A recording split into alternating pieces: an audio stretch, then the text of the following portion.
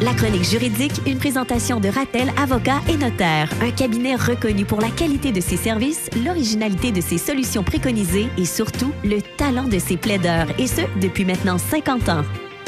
Tu sais, quand on vous dit qu'on vous aide à prévenir, à préparer les choses, c'est vraiment le cas encore cette semaine avec Maître Desrosiers, qui est notaire.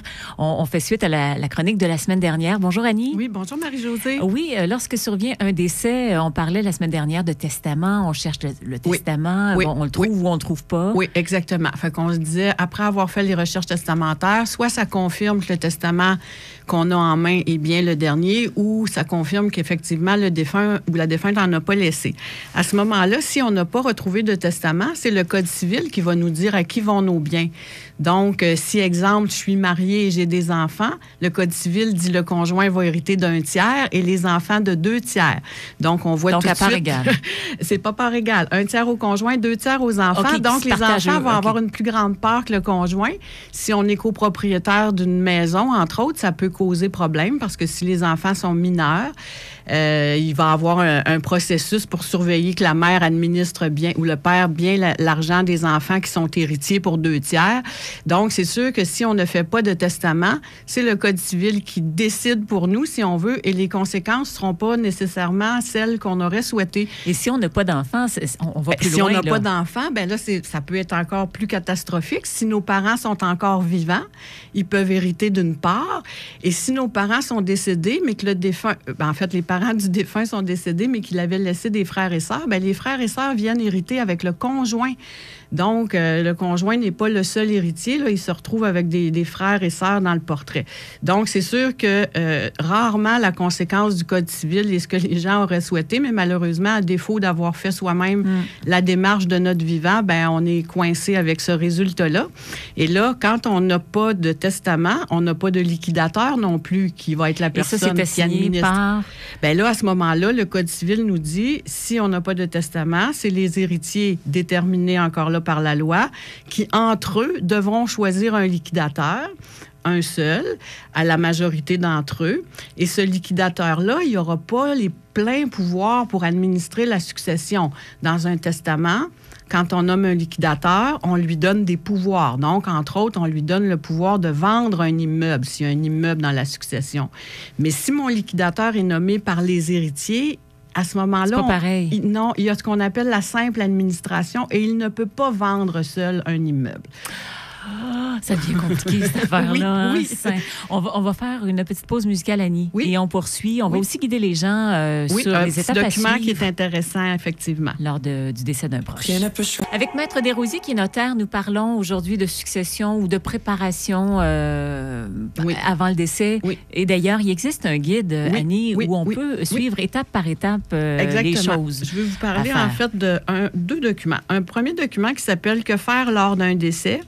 Là, j'ai en main l'édition 2019, qui est la dernière édition. C'est un document qu'on peut retrouver chez Service Québec ou en ligne. Le titre, c'est vraiment ça, « Que faire lors d'un décès ».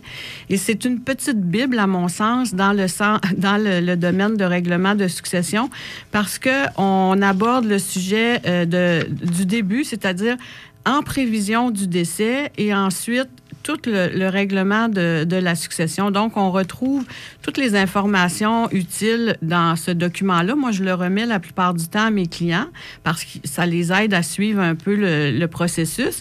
Et il y a aussi à la fin un aide-mémoire des choses qu'on ne doit pas oublier. Et c'est commandité par la Corporation des thanatologues du Québec et la Chambre des notaires. Et sur le site de la Chambre des notaires, il y a aussi un document qu'on peut retrouver qui s'appelle Patrimoine 360, qu'on peut soit imprimer ou compléter en ligne. C'est un document qui nous permet de répertorier toutes les informations qui nous concernent. Où je détiens mes comptes, à la caisse, à la banque, mes cartes de crédit, les automobiles, mon employeur. C'est comme de dire à nos proches, voici. C'est ça. Est-ce que j'ai fait un testament? Si oui, à quel endroit? Un mandat de protection. Ça comprend même les informations des médias, des informations numériques qu'on pourrait détenir là, de comptes, de médias sociaux, etc.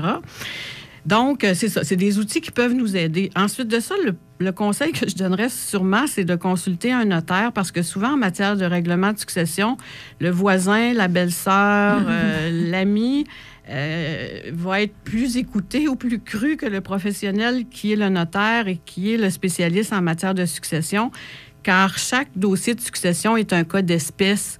On doit à chaque fois se poser la question, est-ce que c'est une succession qui va être solvable, insolvable? Est-ce qu'on a besoin de plus de protection que la loi nous accorde pour ne pas être responsable des dettes? Et Annie, vous me disiez, les familles avec les unions qui se multiplient et les enfants qui viennent avec ça aussi, ça complique parfois les dossiers. Oui, bien, il faut être prudent parce que moi, ce que je constate, j'entre dans ma 35e année de pratique du notariat, c'est que les gens sont peut-être plus endettés qu'autrefois parce que l'endettement est plus facile, des offres de cartes de crédit, marge de crédit, etc. Il y a les deuxièmes unions, les troisièmes unions. Donc, il faut vraiment être prudent pour ne pas se mettre les pieds dans les plats.